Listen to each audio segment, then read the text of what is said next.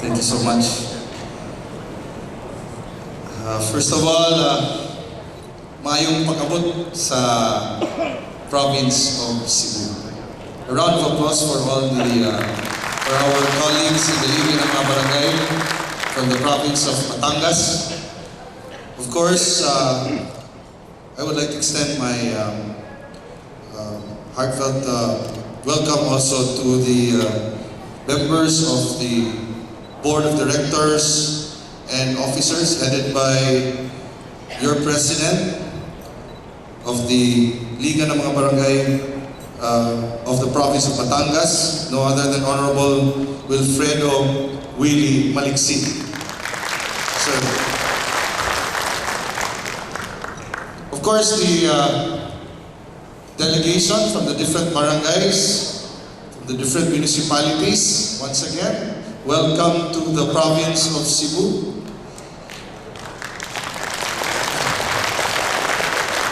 And before I proceed, I would like to apologize on behalf of the Governor of the province of Cebu, Governor Hilario Davide III.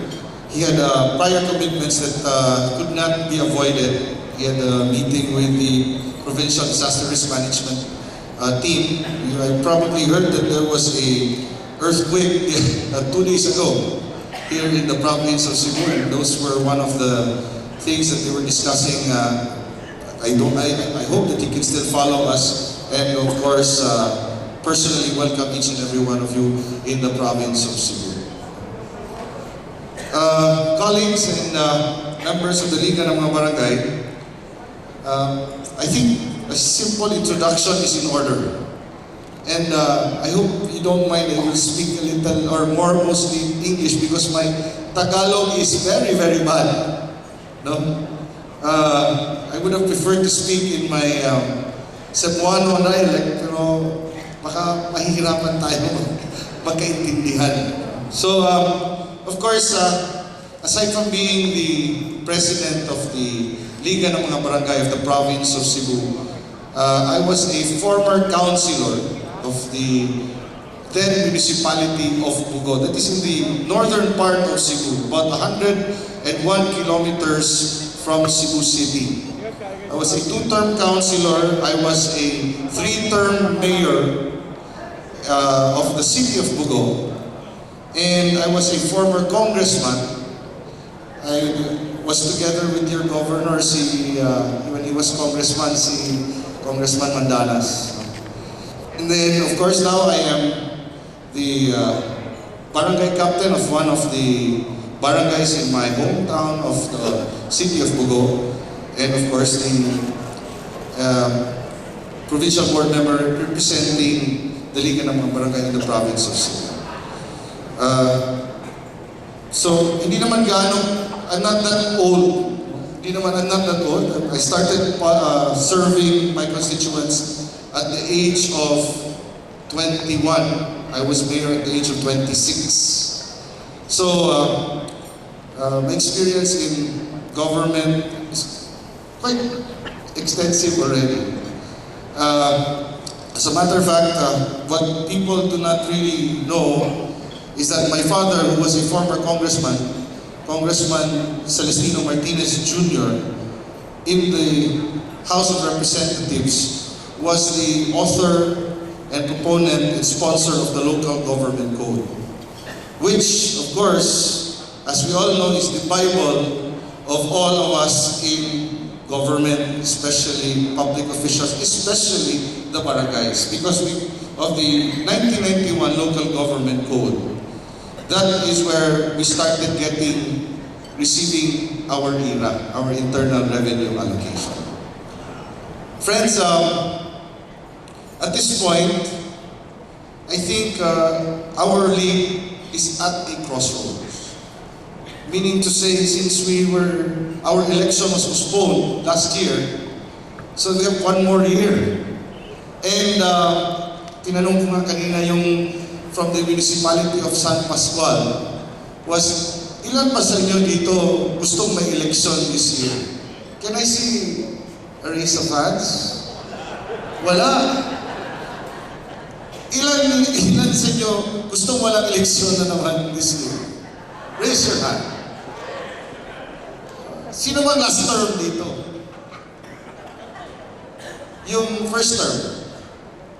Ako first term din ako eh. So, actually, there have been a lot of rumors that have been going around. And of course, the President himself mentioned that there might be another postponement for the elections. Well, the widely accepted statement is baka daw may maglalaro na naman yung narco-politicians or narco-politics doon sa eleksyon ng barangay. But whether or not, if this is true, I think we should consider that there must be a change, especially in the role of the barangays. Kasi po, nung mayor pa ako, yung barangay captain talaga is someone you can count on to serve and to listen sa front line, sa mga tao. And then, sila yung mag-report sa mayor kung anong talagang kinakailangan doon sa barangay. Sityo, pamilya, at iba pang mga basic services. Lately, our role has increased. Aside from providing basic services, keeping the peace and order, maintaining the peace and order situation in our individual barangays, dinagdagan. Now we're into disaster risk management, environmental protection, war against drugs, which sometimes has become a large or big debate because may kaya ba yung barangay captain mag-implement ng war on drugs? Magka-problema tayo ay. There were even some barangay captains that we visited in Negros Oriental. Sabi nila, wala nga kaming dala. Lord, paano yun?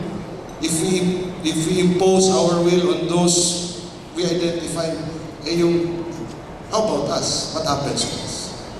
So these are some issues that we really need to tackle. And going back, kung kailangan ba talaga mag-election ngayon, I would say, let's take this time. If there is no election, possibly, maybe we can change the terms already, the term limit of the barangay. Because 3 years is just too short. Konting yung 3 years eh. Ilan sa inyo dito may nira sobra ng 5 million? Raise your hand. 1, 2. Ilan ninyo may 1, 2, 3, 4? Ilan sa inyo may nira sobra sa 2 million? Ilan sa inyo may mga barangay dito lower than 2 million until now? Lower than 1 million? Lower than 1 million? Wala na. See, so, if you come to think about it, ilan lang yung may 5 million ira? Ilan lang yung may, mas marami pa yung ilan lang may 2 million ira? What can you do with 2 million in 1 year? Kunin pa yung maintenance ng barangay. So, this is where we must try and figure out what we can do because this is how we can serve better our constituents. We don't really mind if there's an election, go ahead. Pero, 3 years is just too short.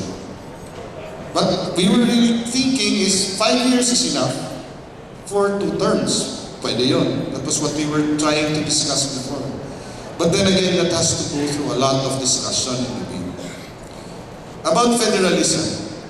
This is an issue that is very popular now. Not an issue, but it is a move that is also spearheaded by our President. This has to be discussed because I've talked to some of our presidents. Maybe President Maliksi has taken the cudgels of really spearheading something like this.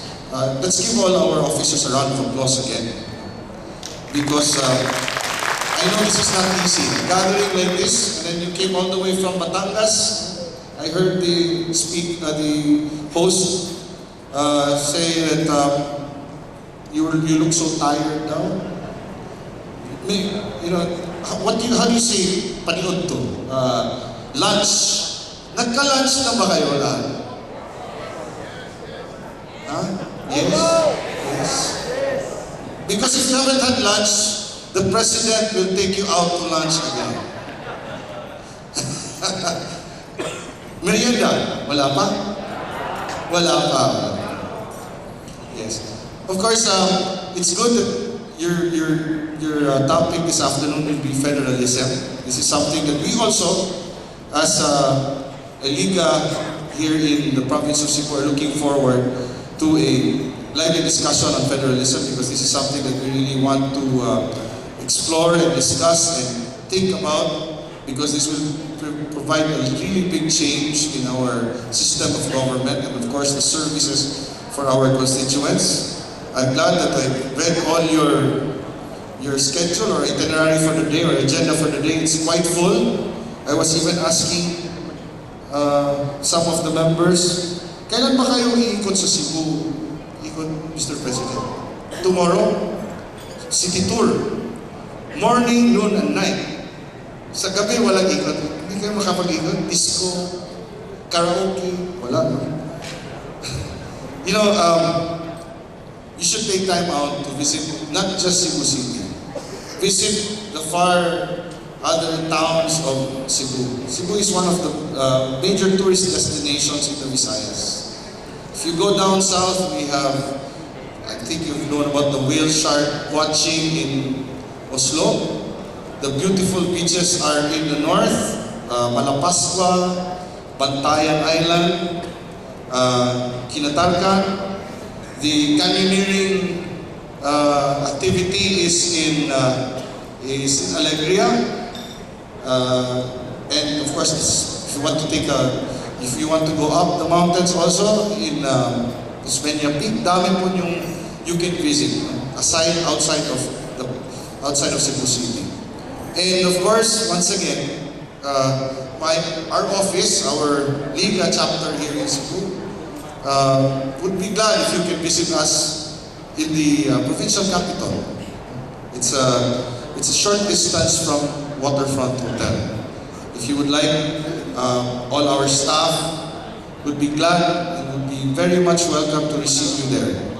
So, on behalf of the province of Cebu, the Liga ng mga Barangay Cebu chapter, and of course our governor of the province of Cebu, Junjun Davide, we all welcome you to the beautiful province of Cebu, the members, officers of the Liga ng mga Barangay of the province of Batangas. Daghang salamat ug mayong hapon.